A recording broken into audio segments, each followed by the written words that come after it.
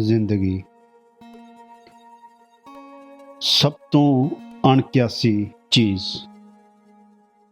ਜਿਸ ਦਾ ਅੱਜ ਤੱਕ ਕਿਸੇ ਨੇ ਭੇਤ ਨਹੀਂ ਪਾਇਆ। ਵੱਡੇ ਤੋਂ ਵੱਡੇ ਰਾਜੇ, ਫਕੀਰ ਉਹ ਜ਼ਿੰਦਗੀ ਦੀਆਂ ਉਲਝਣਾਂ ਦੇ ਵਿੱਚ ਉਲਝਦੇ ਰਹੇ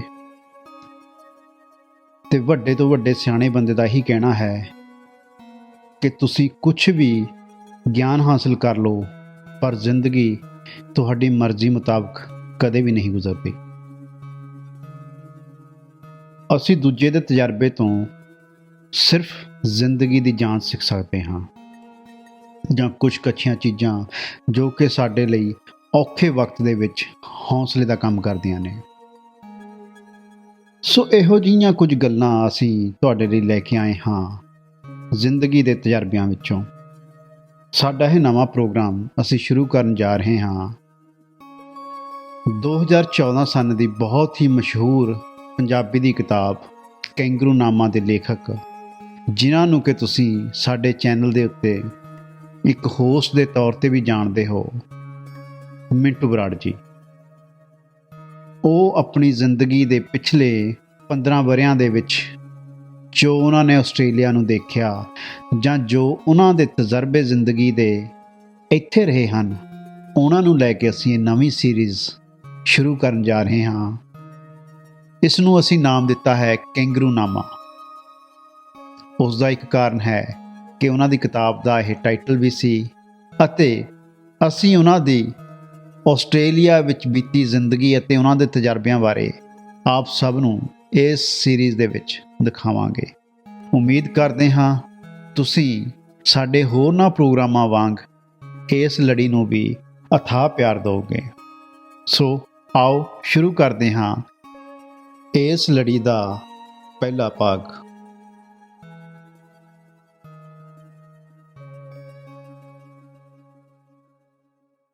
ਦੁਨੀਆ ਦੇ ਕੋਨੇ-ਕੋਨੇ ਤੇ ਬੈਠੇ ਪੰਜਾਬੀ ਜਵਾਨ ਨੂੰ ਪਿਆਰ ਕਰਨ ਵਾਲੇ ਤੇ ਪੇਂਡੂ ਆਸਟ੍ਰੇਲੀਆ ਪਰਿਵਾਰ ਦੇ ਮੈਂਬਰ ਜਿਨ੍ਹਾਂ ਨੇ ਹੁਣ ਤੱਕ ਬਹੁਤ ਹੀ ਮਾਣ ਸਤਿਕਾਰ ਦਿੱਤਾ, ਸਾਰਿਆਂ ਨੂੰ ਪਿਆਰ ਭਰੀ ਸਤਿ ਸ਼੍ਰੀ ਅਕਾਲ ਜੀ। ਸਤਿ ਸ਼੍ਰੀ ਅਕਾਲ ਸੁਖਵੰਤ। ਤੇ ਬੜੀ ਪਹਿਲਾਂ ਤਾਂ ਸਾਰੇ ਜਿੰਨਾ ਵੀ ਪੇਂਡੂ ਆਸਟ੍ਰੇਲੀਆ ਦੇਖ ਰਹੇ ਦਰਸ਼ਕ, ਸਾਡਾ ਪਰਿਵਾਰ ਜਿਵੇਂ ਤੁਸੀਂ ਕਿਹਾ, ਉਹਨਾਂ ਨੂੰ ਮੇਰੇ ਬੰਨਿਓ ਤਹਿ ਦਿਲੋਂ ਪਿਆਰ ਸਤਿਕਾਰ ਆ ਜੀ, ਤੇ ਧੰਨਵਾਦ ਆ ਉਹਨਾਂ ਦਾ ਜਿਨ੍ਹਾਂ ਨੇ ਸਾਡੇ ਉਪਰਾਲੇ ਨੂੰ ਇੱਕ ਜ਼ਿੰਮੇਵਾਰੀ ਦੇ ਰੂਪ 'ਚ ਸਾਨੂੰ ਦੇਤਾ, ਤੇ ਅਸੀਂ ਹੁਣ ਇੱਕ ਜ਼ਿੰਮੇਵਾਰ ਹੋ ਕੇ ਇਸ 'ਚ ਅੱਗੇ ਵਧ ਰਹੇ ਹਾਂ।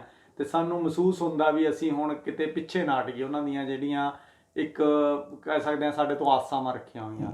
ਤੇ ਅੱਜ ਜਿਹੜਾ ਇਹ ਸਾਨੂੰ ਅਚਾਨਕ ਜਿਹੜਾ ਲੜੀਵਾਰ ਸ਼ੂਟ ਕਰਨ ਇੱਕ ਕੋਸ਼ਿਸ਼ ਅਸੀਂ ਕੀਤੀ ਆ, ਤੇ ਅਸੀਂ ਜਿਹੜੀ ਜਿਵੇਂ ਤੁਸੀਂ ਪਤਾ ਹੀ ਆ ਸਾਰੀ ਦੁਨੀਆ ਇੱਕ ਮਹਾਮਾਰੀ ਨਾਲ ਜੂਝ ਰਹੀ ਆ, ਤੇ ਉਸ ਟਾਈਮ ਦੇ ਵਿੱਚ ਅਸੀਂ ਫਿਜ਼ੀਕਲੀ ਨਹੀਂ ਇੱਕ ਦੂਜੇ ਕੋਲੇ ਉਸ ਢੰਗ ਨਾਲ ਵਿਚਰ ਸਕਦੇ, ਰਹਿ ਸਕਦੇ, ਇਸ ਕਰਕੇ ਕਿਤੇ ਜਾ ਨਹੀਂ ਸਕਦੇ। ਫਿਰ ਕਿਉਂ ਨਾ ਘਰ ਦਾ ਜੋਗੀ ਜੋਗੜਿਆ ਦੀ ਗੱਲ ਆਪਾਂ ਕਰਕੇ ਤੇ ਸ਼ੁਰੂ ਕਰੀਏ। ਸੋ ਅੱਜ ਸੁਖਵੰਤ ਵੀ ਤੁਸੀਂ ਮੇਰੇ ਨਾਲ ਵੀਡੀਓ 'ਚ ਦੂਜੀ ਵਾਰ ਦੇਖ ਰਹੇ ਹੋ। ਪਿੱਛੇ ਸਾਡੀ ਇੱਕ ਬਹੁਤ ਹੀ ਫੇਮਸ ਵੀਡੀਓ ਹੋਈ ਸੀ ਵੰਡ ਛਕੋ ਦੀ ਜਿਹੜੀ ਗੱਲਬਾਤ ਅਸੀਂ ਇੱਕ ਸਹਿਜ ਸੁਭਾਏ ਰਿਕਾਰਡ ਕੀਤੀ ਸੀ, ਤੇ ਉਹ ਸੁਖਵੰਤ ਹੋਰੇ ਉਹਦੇ 'ਚ ਅਸੀਂ ਇਕੱਠੇ ਸੀਗੇ, ਬੈਠ ਕੇ ਗੱਲਬਾਤ ਕੀਤੀ ਸੀ। ਤਾਂ ਅਸੀਂ ਉਹਨੇ ਸਾਨੂੰ ਬੜਾ ਹੌਸਲਾ ਵਧਾਇਆ ਵੀ ਬਹੁਤ ਜ਼ਿਆਦਾ ਵਧੀਆ ਜਿਹੜੀ ਉਹਦਾ ਰੁਝਾਨ ਰਿਹਾ। ਸੋ ਆਪਾਂ ਗੱਲਬਾਤ ਅੱਜ ਜਿਵੇਂ ਤੁਸੀਂ ਕਿਹਾ ਕੈਂਗਰੂਨਾਮਾ ਤੇ ਕਰਦੇ ਹਾਂ। ਕੈਂਗਰੂਨਾਮਾ ਸੁਖਵੰਤ, ਮੈਂ ਪਹਿਲੀ ਕਿਤਾਬ ਆਪਣੀ ਕੈਂਗਰੂਨਾਮਾ ਤਕਰੀਬਨ 2014 'ਚ ਲਾਂਚ ਹੋਈ ਸੀ। ਠੀਕ ਹੈ ਜੀ। ਬਹੁਤ ਸਾਰੇ ਦਰਸ਼ਕਾਂ ਨੇ ਪੜ੍ਹੀ ਵੀ ਹੋਣੀ ਆ, ਜੇ ਨਹੀਂ ਪੜ੍ਹੀ ਕਿਸੇ ਨੇ ਤਾਂ ਉਹ ਆਨਲਾਈਨ ਜਾ ਕੇ ਪੜ੍ਹ ਸਕਦੇ ਆ। ਠੀਕ ਹੈ ਜੀ। ਪਰ ਹੁਣ ਜਿਹੜਾ ਮੇਰਾ ਦੂਜਾ ਕਿਤਾਬ ਲਿਖਣ ਦਾ ਜਿਹੜਾ ਮਕਸਦ ਆ, ਜਾਂ ਮੈਂ ਚਾਹਣਾ ਮੈਂ ਜਿਹੜੇ 14-15 ਸਾਲ ਦੇ ਜਿਹੜਾ ਮੇਰੇ ਤਜਰਬੇ ਆ ਜ਼ਿੰਦਗੀ ਦੇ, ਜੋ ਮੈਂ ਹੰਢਾਏ, ਹਰ ਇੱਕ ਦੇ ਆਪਣੇ ਤਜਰਬੇ ਆ, ਮੇਰੇ ਕੋਲ ਸਪੈਸ਼ਲ ਨਹੀਂ ਹੈ, ਤੁਹਾਡੇ ਆਪਣੇ ਆ, ਹਰ ਬੰਦੇ ਦੇ ਆਪਣੇ। ਹਾਂਜੀ। ਪਰ ਮੈਂ ਚਾਹਣਾ ਵੀ ਮੈਨੂੰ ਨਾ ਇੱਕ ਚੱਲ ਪਰਮਾਤਮਾ ਨੇ ਬਲ ਬਖਸ਼ਿਆ ਲਿਖਣ ਦਾ ਜਾਂ ਬੋਲਣ ਦਾ ਬਲ ਬਖਸ਼ਿਆ, ਤੇ ਮੈਂ ਉਹਨਾਂ ਚੀਜ਼ਾਂ ਨੂੰ ਲੋਕਾਂ ਦੀ ਪੀੜ ਦੇ ਨਜ਼ਰੀਏ ਨਾਲ ਦੇਖ। ਮੈਂ ਇੱਥੇ ਤੁਹਾਨੂੰ ਰੋਕਣਾ ਚਾਹੂੰਗਾ। ਆਪਣੇ ਜ਼ਿਆਦਾਤਰ ਜਿੰਨੇ ਵੀ ਵਿਊਅਰ ਹੈਗੇ ਨੇ, ਜਿੰਨੇ ਦਰਸ਼ਕ ਨੇ, ਉਹ ਸ਼ਾਇਦ ਮਿੰਟੂ ਬਰਾੜ ਨੂੰ ਇੱਕ ਕਿਸਾਨ ਦੇ ਤੌਰ 'ਤੇ, ਇੱਕ ਟੈਕਨੀਸ਼ੀਅਨ ਦੇ ਤੌਰ 'ਤੇ, ਜਾਂ ਫਿਰ ਇੱਕ ਕਹਿ ਲਓ ਕਿ ਖਿਡਾਰੀ ਦੇ ਤੌਰ 'ਤੇ, ਜਿੱਦਾਂ ਉਹ ਫੁੱਟਬਾਲ ਵੀ ਖੇਡਦੇ ਨੇ, ਉਹ ਅਲੱਗ-ਅਲੱਗ ਕਿੱਤੇ ਵਜੋਂ ਜਾਣਦੇ ਹੋਣਗੇ। ਪਰ ਜਿਹੜਾ ਇਹਨਾਂ ਦਾ ਨਾਮ ਬਣਿਆ ਹੁਣ ਤੱਕ ਮਿੰਟੂ ਬਰਾੜ, ਉਹ ਇੱਕ ਲਿਖਾਰੀ ਦੇ ਤੌਰ 'ਤੇ, ਇੱਕ ਰਾਈਟਰ ਦੇ ਤੌਰ 'ਤੇ ਬਣਿਆ। ਸ਼ੁਰੂਆਤ 'ਚ ਉਹ ਲਿਖਦੇ ਅਤੇ ਪੱਤਰਕਾਰੀ ਦੇ ਵਿੱਚ ਸ਼ਾਮਿਲ ਹੋਏ। ਉਸ ਤੋਂ ਬਾਅਦ ਜਿਹੜਾ ਉਹਨਾਂ ਦਾ ਅਗਲਾ ਹੈ, ਅਤੇ ਮੈਂ ਇੱਥੋਂ ਹੀ ਸ਼ੁਰੂ ਕਰੂੰਗਾ ਜੀ। ਤੁਸੀਂ ਜੇ ਅਸੀਂ ਸਟਾਰਟ ਕਰੀਏ ਗੱਲਬਾਤ ਸਾਰੀ, ਅਤੇ ਤੁਸੀਂ ਇਹ ਦੱਸੋ ਕਿ ਵੀ ਸਾਨੂੰ ਆਸਟ੍ਰੇਲੀਆ ਨਾਲ ਤੁਹਾਡਾ ਕਦੋਂ ਦਾ ਕਿਵੇਂ ਵਾਹ ਪਿਆ?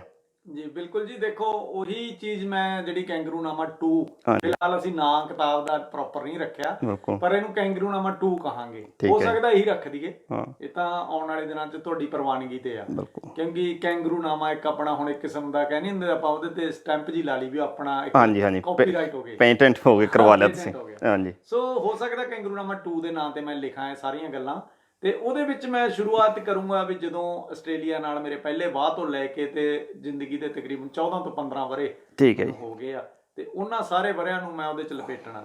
ਤੇ ਅੱਜ ਜਿਹੜੀ ਅਸੀਂ ਇਹ ਲੜੀ ਸ਼ੁਰੂ ਕਰਨ ਜਾ ਰਹੇ ਹਾਂ, ਮੇਰੇ ਜਜ਼ਬਾਤ ਹੈ, ਤੇ ਇਸ ਲੜੀ ਦੇ ਵਿੱਚ ਆਪਾਂ ਕੋਸ਼ਿਸ਼ ਕਰਾਂਗੇ ਜਿੰਨੇ ਕ ਐਪੀਸੋਡ ਅਸੀਂ ਇਸ ਦੌਰਾਨ ਸ਼ੂਟ ਕਰ ਸਕੇ ਤੇ ਉਹਦੇ ਚੋਂ ਅੰਸ਼ ਸੁਣਾਵਾਂਗੇ। ਬਿਲਕੁਲ ਤੇ ਇਸ ਅੰਸ਼ ਦੇ ਨਾਲ ਨਾਲ ਜਿਹੜੀ ਬੁੱਕ ਦੇ ਵੀ ਅੰਸ਼ ਹੋਣਗੇ, ਜਿਹੜੀ ਨਵੀਂ ਦੇ, ਤੇ ਕੁਝ ਇੱਕ ਪੁਰਾਣੀ ਕਿਤਾਬ 'ਚ ਵੀ ਆਪਾਂ ਗੱਲਾਂ ਬਾਤਾਂ, ਕਿਉਂਕਿ ਜਦੋਂ ਗੱਲ ਤੇ ਗੱਲ ਆਊਗੀ ਬਿਲਕੁਲ ਬਿਲਕੁਲ ਆਪਾਂ ਇਦਾਂ ਦਾ ਹੈ ਨਹੀਂ ਜੇ ਉਹਦਾ ਲੜੀਵਾਰ ਬਣਦਾ ਰਵੇ ਕਿ ਪਿੱਛੋਂ ਕੜੀ ਤੇ ਕੜੀ ਜੁੜੇ ਤਾਂ ਹੀ ਗੱਲ ਬਣਦੀ ਹੈ ਵੀ ਜੀ। ਮੱਥ ਕੇ ਅਸੀਂ ਕੁਝ ਨਹੀਂ ਕਰ ਰਹੇ, ਕੋਈ ਲਿਖ ਕੇ ਜਾਂ ਪੜ੍ਹ ਕੇ ਨਹੀਂ ਕਰ ਰਹੇ, ਅਸੀਂ ਤਾਂ ਜੋ ਜ਼ਿੰਦਗੀ 'ਚ ਹੰਡਾਈਆਂ, ਜੋ ਦੇਖਿਆ ਸੋ ਦਿਖਾਇਆ, ਆਪਣੇ ਸ਼ੋਅ ਦਾ ਹਾਂਜੀ ਜਿਹੜਾ ਮਕਸਦ ਵੀ ਹਾਂਜੀ। ਹੈ ਉਹੀ ਅਸੀਂ ਕਰਨ ਦੀ ਕੋਸ਼ਿਸ਼ ਦੂਜੀ ਗੱਲ ਇਹ ਹੈ ਜੀ, ਇੱਥੇ ਕੋਈ ਮਤਲਬ ਕਿ ਕਮਰਸ਼ੀਅਲ ਵਾਈਜ਼ ਕੁਝ ਨਹੀਂ ਹੈ। ਇੱਥੇ ਤਾਂ ਮਤਲਬ ਕਿ ਇੱਕ ਘਰ 'ਚ ਬੈਠ ਕੇ ਅਸੀਂ 2 ਕੈਮਰੇ ਲਗਾ ਕੇ ਇੱਕ ਜਿੱਦਾਂ ਆਪਸ 'ਚ ਗੱਲਬਾਤ ਕਰਦੇ ਹੁੰਦੇ ਉਹੀ ਚੀਜ਼ ਹੈ ਸਾਡੇ ਇਹ 'ਚ ਕੋਈ ਕਮਰਸ਼ੀਅਲ ਨਹੀਂ, ਕੋਈ ਐਡੀਟਿੰਗ ਨਹੀਂ ਹੈ। ਜਿੱਦਾਂ ਮਤਲਬ ਕਿਸਾਨ ਕਣਕ ਵੱਢਦਾ ਉੱਦਾਂ ਹੀ ਬਸ ਉਹਨੂੰ ਝਾਰਨਾ ਲਾ ਕੇ ਸੁੱਟ ਦਿੰਦੇ, ਉਹੀ ਚੀਜ਼ ਇੱਥੇ ਹੀ ਸਾਡੇ ਕੋਲ। ਕੋਈ ਮਿਕਸਿੰਗ ਨਹੀਂ, ਕੋਈ ਰੇਟਿੰਗ ਨਹੀਂ, 1-2 ਆਮੋ ਸਾਹਮਣੇ ਦੀਆਂ ਗੱਲਾਂ ਨੇ, ਉਹੀ ਤੁਹਾਨੂੰ ਕੈਮਰੇ 'ਚ ਰਿਕਾਰਡ ਕਰਕੇ ਉਹੀ ਤੁਹਾਨੂੰ ਦਿਖਾਣੀਆਂ। ਇਹ ਮਕਸਦ ਸਿਰਫ ਇਹੀ ਹੁੰਦਾ ਕਿ ਜ਼ਿੰਦਗੀ 'ਚ ਕੋਈ ਹਰ ਬੰਦੇ ਦੇ ਆਪਣੇ ਆਪਣੇ ਬਲਬਲੇ, ਜਿੱਦਾਂ ਦੱਸਿਆ ਹੈ ਇਹਨਾਂ 'ਚ ਸਿਰਫ ਗੱਲ ਇਹ ਹੈ ਕਿ ਉਹ ਬਲਬਲਿਆਂ 'ਚੋਂ ਬੰਦੇ ਨੇ ਕੁਛ ਨਾ ਕੁਛ ਸਿੱਖਿਆ ਤੇ ਕੁਛ ਨਾ ਕੁਛ ਉਹ ਤੁਸੀਂ ਵੀ ਸ਼ਾਇਦ ਉਹ ਤੋਂ ਸੇਧ ਲਓਗੇ ਤੇ ਜ਼ਿੰਦਗੀ 'ਚ ਤੁਹਾਡੇ ਵੀ ਸ਼ਾਇਦ ਕੰਮ ਆਉਣਗੀਆਂ। ਤੇ ਇਹੀ ਮਕਸਦ ਹੈ ਜੀ ਸਾਡਾ, ਹੋਰ ਇਹ ਤੋਂ ਜ਼ਿਆਦਾ ਕੁਛ ਵੀ ਨਹੀਂ ਹੈ।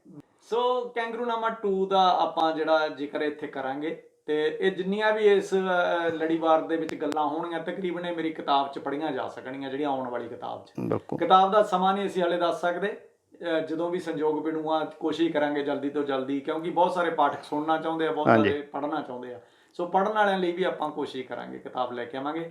ਪਰ ਜਿਵੇਂ ਤੁਸੀਂ ਮੈਨੂੰ ਪੁੱਛਿਆ ਆਸਟ੍ਰੇਲੀਆ ਨਾਲ ਵਾਹ ਵਾਸਤਾ, ਹਾਂਜੀ ਦੇਖੋ ਆਸਟ੍ਰੇਲੀਆ ਨਾਲ ਵਾਹ ਵਾਸਤਾ ਇਹ ਆ ਵੀ ਆਸਟ੍ਰੇਲੀਆ ਨਾਲ ਪਹਿਲਾ ਵਾਹ ਵਾਸਤਾ ਤਾਂ ਪਿਆ ਜੀ ਮੇਰਾ, ਜਦੋਂ ਸਾਡੇ ਨਾ ਹਿਸਟਰੀ ਦੇ ਇੱਕ ਜਦੋਂ ਕਲਾਸ ਹੁੰਦੀ ਸੀ, ਕਲਾਸ ਦੇ ਵਿੱਚ ਗਲੋਬ ਦਿਖਾਉਂਦੇ, ਹਾਂਜੀ ਤੇ ਗਲੋਬ ਤੇ ਪਹਿਲੇ ਦਿਨ ਉਹਦੇ ਨਕਸ਼ਾ ਦੇਖਿਆ ਸੀ ਆਸਟ੍ਰੇਲੀਆ ਦਾ। ਮੈਂ 7ਵੀਂ ਦੀ ਕਲਾਸ ਦੀ ਗੱਲ ਆ ਜੀ, ਉਸ ਤੋਂ ਪਹਿਲਾਂ ਤਾਂ ਆਸਟ੍ਰੇਲੀਆ ਬਾਰੇ ਕੱਖ ਨਹੀਂ ਪਤਾ ਸੀ। ਅੱਛਾ 7ਵੀਂ ਕਲਾਸ 'ਚ ਵੀ ਮੈਂ ਸਿਰਫ 10 ਸਾਲ ਦਾ ਸੀ, 10.5 ਸਾਲ ਦਾ ਮੇਰੀ ਉਮਰ ਸੀ। ਇੰਨੀ ਉਮਰ 'ਚ ਆਸਟ੍ਰੇਲੀਆ ਦਾ ਜਦੋਂ ਮੈਂ ਨਕਸ਼ਾ ਦੇਖਿਆ ਤੇ ਮੈਂ ਮਾਸਟਰ ਨੂੰ ਪਹਿਲੀ ਵਾਰ ਪੁੱਛਿਆ ਸੀ ਵੀ ਇਹ ਤਾਂ ਇੰਨਾ ਵੱਡਾ ਤੇ ਸਾਡਾ ਇੰਡੀਆ ਤਾਂ ਛੋਟਾ ਜਿਹਾ। ਹਾਂਜੀ ਮੈਂ ਇਹ ਸਵਾਲ ਕੀਤਾ ਸੀ, ਮੇਰੇ ਅੱਜ ਵੀ ਯਾਦ ਆ। ਉਸ ਤੋਂ ਬਾਅਦ ਜਿਹੜਾ ਅਗਲਾ ਵਾਹ ਵਾਸਤਾ ਇਹ ਹੋਇਆ ਵੀ ਆਸਟ੍ਰੇਲੀਆ ਦੇ ਕ੍ਰਿਕਟ ਪਲੇਅਰ ਸੀ, ਮੈਂ ਉਹਨਾਂ ਦਾ ਕਈਆਂ ਦਾ ਕਾਫੀ ਮੁਰੀਦ ਰਿਹਾ, ਜਿਨ੍ਹਾਂ ਚੋਂ ਡੌਨ ਬ੍ਰੈਡਮਨ ਸਨ, ਐਲਨ ਬਾਰਡਰ ਦਾ ਮੈਂ ਬਹੁਤ ਨੇੜੇ ਤੋਂ ਚਾਹਣ ਵਾਲਾ ਸੀ, ਪਰ ਸਟੀਵ ਵੌਗ ਦਾ ਤਾਂ ਮੈਂ ਬਹੁਤ ਵੱਡਾ ਫੈਨ ਸੀ। ਅੱਛਾ ਜੀ ਸਟੀਵ ਵੌਗ 87 ਤੱਕ ਆਉਂਦੇ ਮੈਂ ਉਹਦਾ ਐਡਾ ਕੁ ਵੱਡਾ ਫੈਨ ਸੀ ਵੀ ਮੇਰੀ ਪਹਿਲੀ ਇੱਛਾ ਹੁੰਦੀ ਵੀ ਜੇ ਜ਼ਿੰਦਗੀ 'ਚ ਚਾਂਸ ਮਿਲੇ ਇਸ ਬੰਦੇ ਨੂੰ ਮਿਲਣਾ। ਬੋਲੇ ਉਹਦਾ ਮੈਂ ਲਾਸਟ ਓਵਰ ਵਰਲਡ ਕੱਪ ਦਾ ਅੱਜ ਵੀ ਮੈਂ ਨਹੀਂ ਭੁੱਲਿਆ, ਉਹਦੀ 6 ਦੀਆਂ 6 ਗੇਂਦਾਂ ਮੇਰੀਆਂ ਜ਼ਿਹਨ 'ਚ ਨੇ। ਵਾਹ ਸੋ ਉਸ ਤੋਂ ਬਾਅਦ ਜਿਹੜੀ ਆ ਕੇ ਮੈਂ ਕਾਲਜ ਫਿਨਿਸ਼ ਕੀਤਾ, ਪੜ੍ਹਾਈ ਕੀਤੀ, ਆਪਦੇ ਬਿਜ਼ਨਸ 'ਚ ਪੈ ਗਏ, ਤੇ ਇਸੇ ਦੌਰਾਨ ਚਲੋ ਜਿਹੜਾ ਵਿਆਹ ਵਾਲਾ ਲੱਡੂ ਵੀ ਹਰੇਕ ਨੇ ਖਾਣਾ ਹੀ ਹੁੰਦਾ, ਠੀਕ ਹੈ ਜੀ। ਤੇ ਉਹ ਲੱਡੂ ਜਦੋਂ ਮੈਨੂੰ ਮਿਲਿਆ ਤਾਂ ਉਹਦੇ ਨਾਲ ਮੈਨੂੰ ਆਸਟ੍ਰੇਲੀਆ ਵੀ ਮਿਲ ਗਿਆ। ਉਹਦਾ ਕਾਰਨ ਇਹ ਹੋਇਆ ਵੀ ਮੇਰੇ ਇਨ-ਲॉज ਚੋਂ ਮੇਰੀ ਸਿਸਟਰ ਇਨ-ਲॉ ਤੇ ਮੇਰੇ ਬ੍ਰਦਰ ਇਨ-ਲॉ ਜਿਹੜੇ ਵੱਡੇ ਨੇ, ਠੀਕ ਹੈ ਜੀ ਉਹ ਸਰਦਾਰ ਨਿਰਮਲ ਸਿੰਘ ਗਿੱਲ, ਉਹ ਤਕਰੀਬਨ ਉਸ ਟਾਈਮ ਵੀ, ਹੁਣ ਤਾਂ ਸਮਝ ਲਓ 20-25 ਸਾਲ ਤੋਂ ਉਸ ਟਾਈਮ ਆਸਟ੍ਰੇਲੀਆ 'ਚ ਉਹਨਾਂ ਨੂੰ ਹੋ ਗਏ ਸੀ ਰਹਿੰਦੇ। ਠੀਕ ਹੈ ਜੀ ਤਾਂ ਮੈਂ ਹੁਣ ਤਾਂ 35 ਸਾਲ ਤੋਂ ਉੱਤੇ ਹੋ ਗਏ। ਹਾਂਜੀ ਮੈਨੂੰ ਜਦੋਂ ਰਿਸ਼ਤਾ ਹੋਇਆ ਤੇ ਮੈਨੂੰ ਦੱਸਿਆ ਗਿਆ ਵੀ ਇੱਕ ਇਦਾਂ ਕਰਕੇ ਰਿਸ਼ਤੇਦਾਰ ਸਾਡੇ ਆਸਟ੍ਰੇਲੀਆ ਦੇ ਵਿੱਚ ਆ, ਉਹ ਆ ਨਹੀਂ ਸਕੇ ਉਦੋਂ ਮੌਕੇ ਤੇ ਰਿਸ਼ਤੇ ਦੇ ਟਾਈਮ 'ਚ, ਪਰ ਮੇਰੀ ਗੱਲਬਾਤ ਸ਼ੁਰੂ ਹੋ ਗਈ ਫੋਨ ਤੇ ਬੜੇ ਜਿਹੜੇ ਸਾਊਥ ਆਸਟ੍ਰੇਲੀਆ 'ਚ ਰਹਿੰਦੇ ਕਿ ਆਸਟ੍ਰੇਲੀਆ 'ਚ ਰਹਿੰਦੇ ਸਾਰੇ ਜਾਣਦੇ ਆ ਵੀ ਬਹੁਤ ਹੀ ਪਿਆਰੇ ਗੁਰਸਿੱਖ ਸਨ ਹਾਂਜੀ ਹਾਂਜੀ ਨਿਰਮਲ ਸਿੰਘ ਗਿੱਲ, ਜਿਨ੍ਹਾਂ ਨੂੰ ਅੱਜ ਵੀ, ਉਹ ਅੱਜ ਨਹੀਂ ਹੈ ਸਾਡੇ ਵਿਚਾਲੇ, 2012 'ਚ ਬਿਲਕੁਲ ਜੀ, ਪਰ ਅੱਜ ਵੀ ਉਹਨਾਂ ਦੀਆਂ ਯਾਦਾਂ ਸਾਡੇ ਦਿਮਾਗ 'ਚੋਂ ਨਿਕਲ ਨਹੀਂ ਸਕਦੀਆਂ ਕਦੇ ਵੀ। ਐਡੇ ਪਿਆਰੇ ਗੁਰਸਿੱਖ ਤੇ ਇੱਕ ਜ਼ਮੀਨ ਨਾਲ ਜੁੜੇ ਇਨਸਾਨ ਸੀ। ਹਾਂਜੀ ਉਹਨਾਂ ਨੇ ਮੈਨੂੰ, ਮੇਰੀ ਰਿਸ਼ਤੇਦਾਰੀ ਸ਼ੁਰੂ ਹੋ ਗਈ, ਗੱਲਾਂ ਬਾਤਾਂ ਚੱਲਣੀਆਂ, ਮੈਨੂੰ ਕਹਿਣਾ ਆ ਜਾਓ ਆਸਟ੍ਰੇਲੀਆ। ਤਾਂ ਕੋਈ ਸਬੱਬ ਨਾ ਬਣਿਆ ਕਿਸੇ ਕਿਸਮ ਦਾ, ਨਾ ਹੀ ਕੋਈ ਕੋਸ਼ਿਸ਼ ਵੀ ਨਹੀਂ ਕੀਤੀ ਕੋਈ ਬਾਹਲੀ, ਤੇ ਨਾ ਕੋਈ ਸਬੱਬ ਬਣਿਆ। ਪਰ ਇਹਨਾਂ ਸਾਰੇ ਕੰਮਾਂ ਦੌਰਾਨ ਇੱਕ ਦਿਨ ਬੇਟਾ ਮੇਰਾ ਬੋਲਦਾ, ਕਹਿੰਦਾ ਵੀ ਮੈਂ ਵੀ ਆਸਟ੍ਰੇਲੀਆ ਪੜ੍ਹਨਾ ਚਾਹਣਾ। ਬਹੁਤ ਛੋਟਾ ਸੀਗਾ, 7ਵੀਂ 8ਵੀਂ ਸੀ, ਤੇ ਅਸੀਂ ਸਾਰੇ ਪਰਿਵਾਰ ਨੇ ਸੋਚਿਆ ਵੀ ਕੀ ਕੀਤਾ ਜਾਵੇ। ਤਾਂ ਇਸੇ ਦੌਰਾਨ ਮੇਰੇ ਕੋਲੇ ਇੱਥੋਂ ਆਸਟ੍ਰੇਲੀਆ ਤੋਂ ਵੀਰ ਜੀ ਦੀ ਰਿੰਗ ਆਈ, ਉਹ ਆ ਤੇ ਕਹਿੰਦੇ ਨਾ ਪਰਮਾਨੈਂਟ ਰੈਜ਼ੀਡੈਂਸੀ ਇਸ਼ੂ ਹੋ ਰਹੀ ਆ ਕਿਸੇ ਨਾ ਕਿਸੇ ਸਕਿੱਲ ਵਰਕਰ ਲਈ, ਤੇ ਤੁਹਾਡੇ ਕੋਲ ਤਾਂ ਇੰਨੇ ਸਕਿੱਲ ਆ ਤੇ ਤੁਸੀਂ ਅਪਲਾਈ ਕਰਕੇ ਦੇਖੋ। ਠੀਕ ਹੈ ਜੀ। ਮੈਂ ਕਿਹਾ ਚਲੋ ਟਰਾਈ ਕਰਾਂਗੇ। ਇਸੇ ਦੌਰਾਨ ਉਹਨਾਂ ਨੇ ਕਿਸੇ ਬੰਦੇ ਨਾਲ ਮੇਰੀ ਗੱਲ ਕਰਾਈ, ਅੱਜ ਕੱਲ੍ਹ ਵੀ ਇੱਥੇ ਰਹੇ ਆ, ਸਰਦਾਰ ਬਲਵੀਰ ਸਿੰਘ ਸੀ ਉਹਨਾਂ ਦਾ ਨਾਂ, ਸ਼ਾਇਦ ਮੇਰੇ ਅਜੇ ਯਾਦ ਆ। ਉਹਨਾਂ ਨਾਲ ਗੱਲ ਕਰਾਈ ਜੋ ਉਸ ਕੈਟਾਗਰੀ 'ਚ ਆਏ ਸਨ ਆਟੋ ਮਕੈਨਿਕ ਦੀ। ਠੀਕ ਹੈ ਜੀ। ਤਾਂ ਮੈਨੂੰ ਵੀ ਕਹਿੰਦੇ ਵੀ ਤੁਸੀਂ ਵੀ ਅਪਲਾਈ ਕਰਕੇ ਦੇਖੋ। ਅਸੀਂ ਚੰਡੀਗੜ੍ਹ ਇੱਕ ਗੈਸ ਦੇ ਕੰਪਨੀ ਦੇ ਕੰਮ ਲਈ ਗਏ। ਤਾਂ ਉੱਥੇ ਕੀ ਹੋਇਆ, ਚੰਡੀਗੜ੍ਹ ਸਾਨੂੰ ਦੱਸਿਆ, ਜਿਹੜੀ ਕੰਪਨੀ ਦੱਸਿਆ ਸੀ ਜਿੱਥੋਂ ਉਹਨਾਂ ਨੇ ਇਮੀਗ੍ਰੇਸ਼ਨ ਤੋਂ ਕਰਵਾਇਆ ਸੀ, ਤੇ ਪਰ ਜਦੋਂ ਅਸੀਂ ਉਹਨਾਂ ਕੋਲੇ ਗਏ ਤੇ ਉਹਨਾਂ ਨਾਲ ਗੱਲਾਂ ਬਾਤਾਂ ਕੀਤੀਆਂ ਤੇ ਉਹਨਾਂ ਨੇ ਸਾਡੇ ਬਾਰੇ ਜਾਣਿਆ, ਉਹ ਮੈਨੂੰ ਆਦੇ ਕੀ ਕਰੇਗਾ ਯਾਰ ਜਾ ਕੇ, ਕਿਉਂ ਮੈਂ ਪੰਗੇ ਲੈਣਾ, ਆਪਦੀ ਵਧੀਆ ਇੱਥੇ ਜ਼ਿੰਦਗੀ ਆ ਤੁਹਾਡੀ, ਮੌਜ ਕਰੋ। ਤੇ ਉਹ ਕਹਿੰਦੇ ਵੀ ਦੇਖ ਲਓ ਤੁਹਾਡੀ ਮਰਜ਼ੀ ਆ। ਮੈਂ ਕਿਹਾ ਵੀ ਮੈਂ ਇਦਾਂ ਕਰਕੇ ਵੀ ਕਿਹੜੀ ਕੈਟਾਗਰੀ 'ਚ ਫਿੱਟ ਬੈਠਦਾ। ਉਹ ਆਦੇ ਵੀ ਤੁਸੀਂ ਆਟੋ ਮਕੈਨਿਕ ਦਾ, ਚਲੋ ਮੇਰੀ ਉਸ ਲਾਈਨ 'ਚ ਪੜ੍ਹਾਈ ਸੀ ਤੇ ਮੈਨੂੰ ਨੌਲੇਜ ਕਾਫੀ ਸੀ, ਮੈਂ ਘਰ ਦੇ ਮਿਸਤਰੀ ਸੀ, ਤੇ ਮੈਨੂੰ ਕਹਿੰਦੇ ਵੀ ਇਹ ਤੇਰੇ ਲਈ ਬਹੁਤ ਬੈਟਰ ਆ, ਪਰ ਤੂੰ ਕਿੰਨੇ ਕੁ ਲੈਵਲ ਤੱਕ ਜਾਣਦਾ ਮੈਨੂੰ ਨਹੀਂ ਪਤਾ। ਤੂੰ ਮੈਨੂੰ ਪਹਿਲਾਂ ਇੱਕ ਨਾ ਇਦਾਂ ਕਰ, ਇੱਕ ਲਿਖ ਕੇ ਦੇ। ਠੀਕ ਹੈ ਜੀ। ਬੜੀ ਅਜੀਬ ਗੱਲ ਆ ਵੀ ਇੱਕ ਇਮੀਗ੍ਰੇਸ਼ਨ ਏਜੰਟ ਤੁਹਾਡੇ ਤੋਂ ਲਿਖਾ ਕੇ ਲੈ ਰਿਹਾ ਵੀ ਤੂੰ, ਤੇਰੇ ਕੋਲੇ 2 ਗੱਡੀਆਂ ਆਉਂਦੀਆਂ, ਇੱਕ ਗੱਡੀ ਸਰਵਿਸ ਕਰਾਉਣ ਆਉਂਦੀ ਆ, ਇੱਕ ਗੱਡੀ ਓਵਰਹਾਲ ਹੋਣ ਆਉਂਦੀ ਆ। ਠੀਕ ਹੈ। ਤੂੰ ਉਹਨਾਂ ਗੱਡੀਆਂ ਨੂੰ ਕਿਵੇਂ ਟਰੀਟ ਕਰੇਗਾ ਜੇ ਤੂੰ ਮਕੈਨਿਕ ਆ ਤਾਂ? ਅੱਛਾ। ਉਹਨਾਂ ਨੇ ਮੈਨੂੰ ਕਹਿੰਦੇ ਇਹ ਲਿਖ ਕੇ ਦੇ। ਵਾਹ। ਮੈਂ ਕਿਹਾ ਚਲੋ ਜੀ ਲਿਖ ਦਿੰਨੇ, ਐਡੀ ਕਿੱਡੀ ਗੱਲ ਆ। ਮੇਰੇ ਯਾਦ, ਅਸੀਂ ਪੰਜਾਬ ਭਵਨ ਚ ਰੁਕੇ ਹੋਏ ਸਨ ਤੇ ਮੈਂ ਮੇਰੇ ਜੀਜਾ ਜੀ ਨੂੰ ਤੇ ਵੀਰ ਜੀ ਨੂੰ ਕਿਹਾ, ਮੈਂ ਕਿਹਾ ਭਾਜੀ ਵੀ ਮੈਨੂੰ ਨਾ ਤੁਸੀਂ ਛੱਡ ਦਿਓ ਉੱਥੇ ਪੰਜਾਬ ਭਵਨ ਚ, ਤੇ ਤੁਸੀਂ ਅੱਜ ਆਪਦੇ ਕੰਮ ਕਰ ਲਓ, ਠੀਕ ਹੈ, ਮੈਂ ਲਿਖਦਾ ਤੇ ਸ਼ਾਮ ਨੂੰ ਆਪਾਂ ਸੰਧੂ ਸਾਹਿਬ ਨੂੰ ਦੇਵਾਂਗੇ।